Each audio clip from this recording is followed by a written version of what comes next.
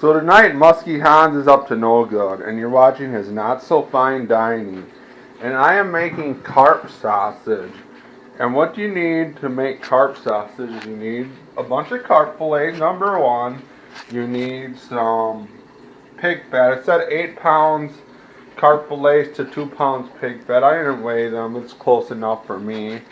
And we need some garlic. I love garlic, so I'm putting extra. And then we need like a couple tablespoons of salt and brown sugar and some vinegar. It called for red wine vinegar. I'm just going to use regular vinegar because I'm not that fancy with my cooking and I don't have any red wine vinegar. So to start up, I think I'm going to grind the fat because the fat tends to get stuck in the grinder. So I'm going to cut the fat into little cubes and run it through the grinder.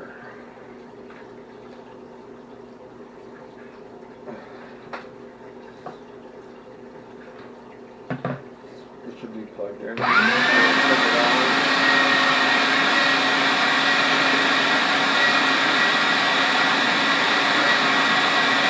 out of the grinder.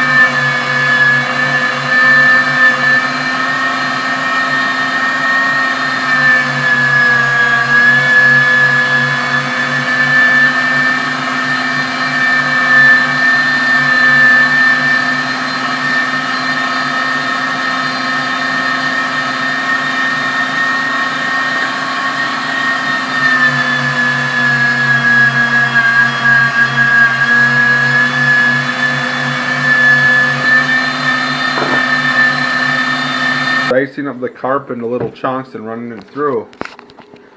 So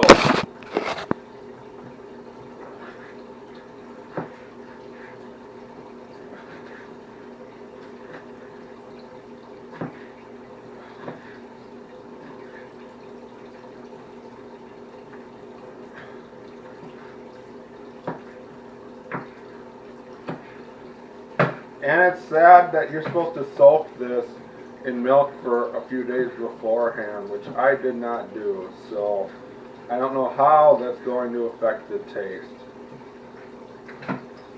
So now it's time to start grinding the carp.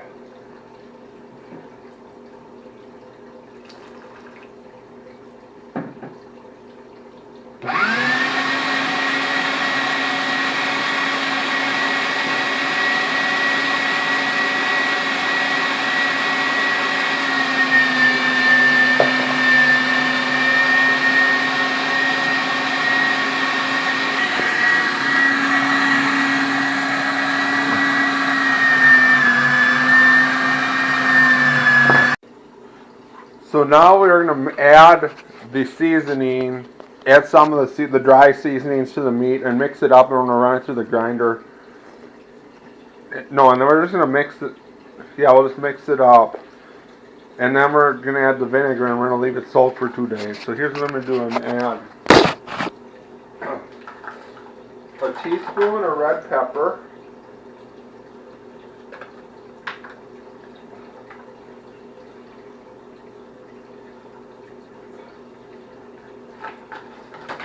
I'm going to add 3 tablespoons of brown sugar.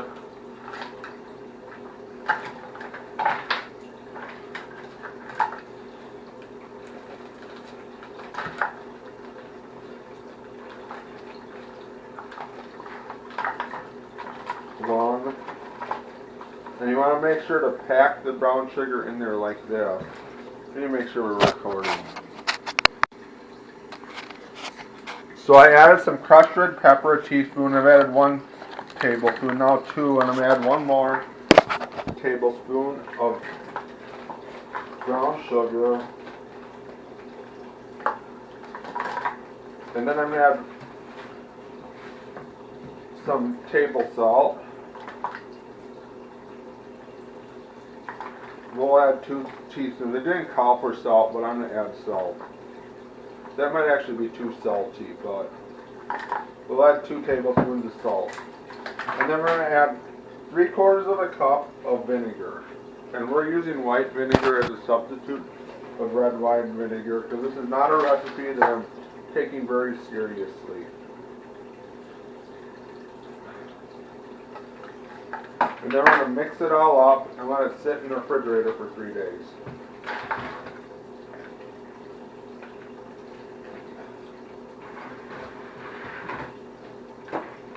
I wonder if the vinegar isn't to like dissolve the bones. You can see some of the pork fat mixing in with it.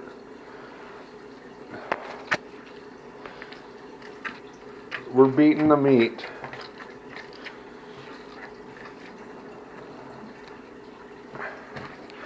This is going to be some good stuff. This is some recipe I got off a forum, so who knows how good it is. We also had this book someone gave us when we were younger called A Fine Kettle of Fish, which had all these rough fish recipes, which I really wish I had now.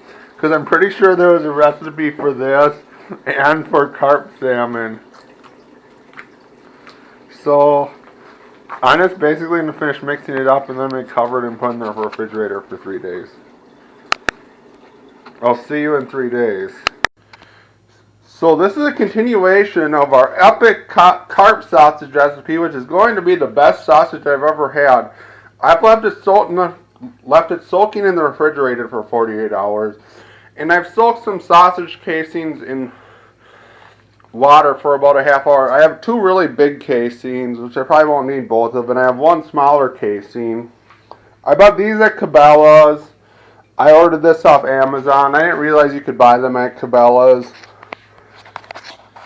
but now I do. So what I'm going to start doing is packing some meat into the sausage stuffer and then placing them into the sausage stick. So we're going to take some of this lovely carp meat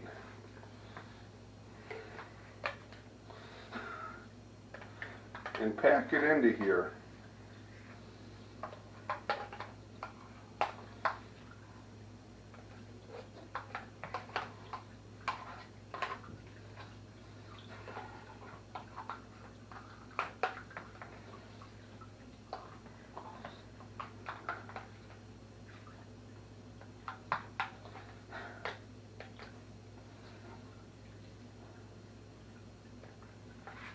It's still recording. Good. So here's it getting packed in.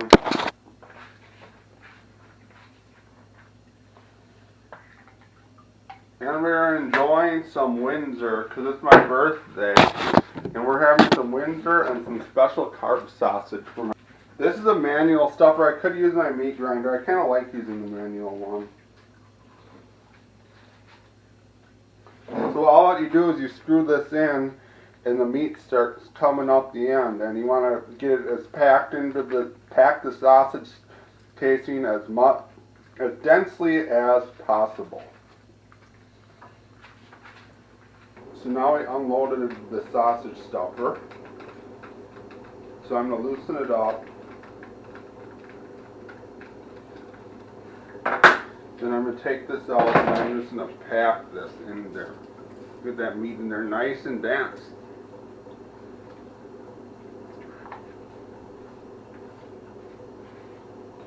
Then I'm going to go and do that again.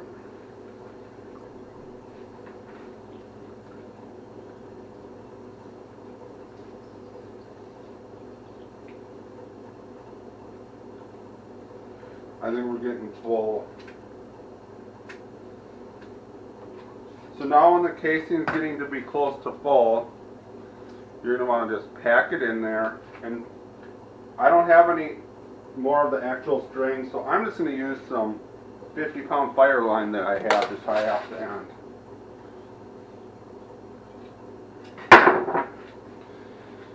So then you take this and tie it around the end.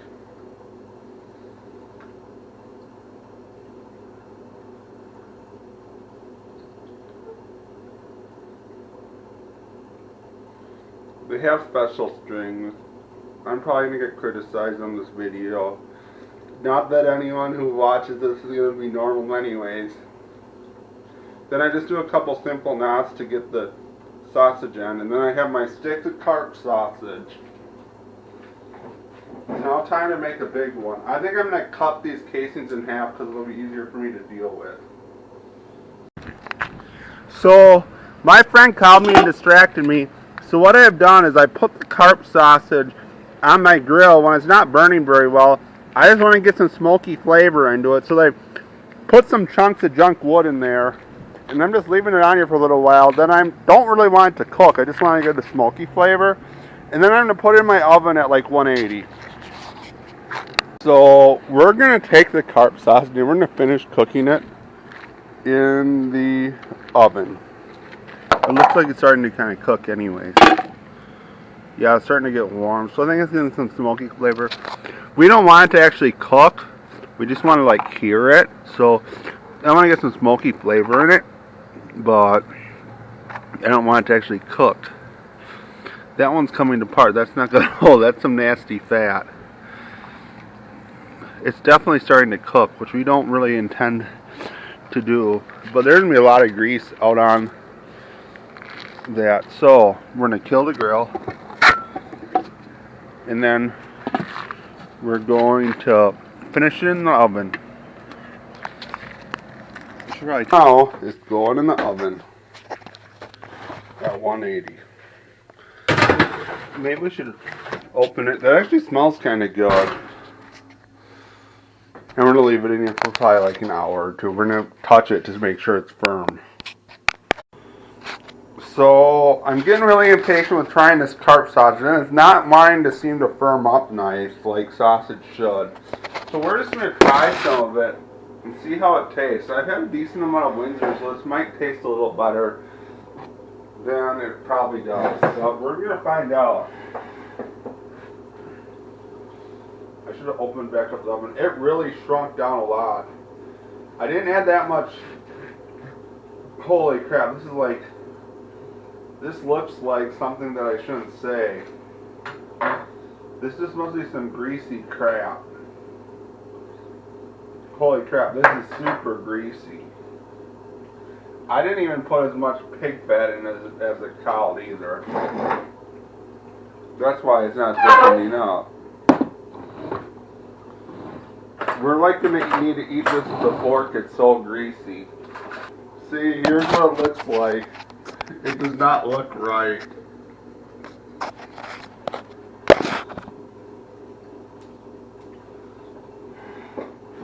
So, let's try it.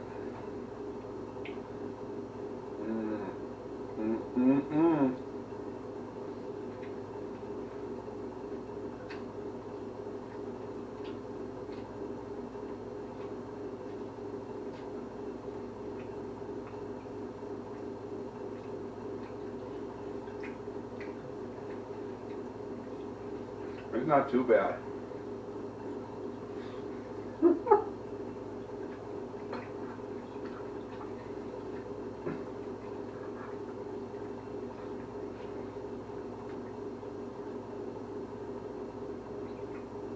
Its consistency is just awful though. It definitely still has a little bit of a carp taste, but much of the carp taste is gone. It is greasy as heck though.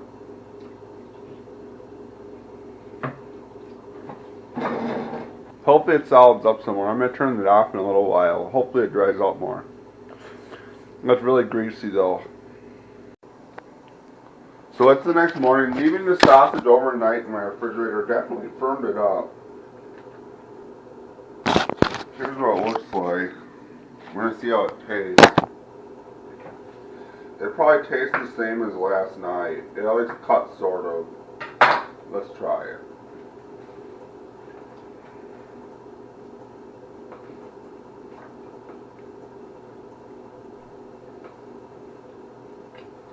Knowing this carp makes it taste worse than it actually tastes. Making me think it tastes worse than it actually tastes. Because I have such a bad opinion of carp as a disgusting fish, but this actually tastes pretty good.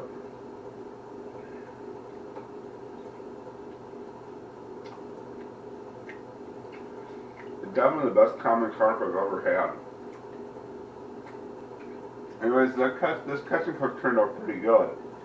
Like, it's definitely edible. And I really want to make it for a long time, so I'm glad I finally made it. Here's what the rest of my sausages look like. And I think I'll be out, and we'll see you on the next video. I don't know what the next thing I'll be cooking will be.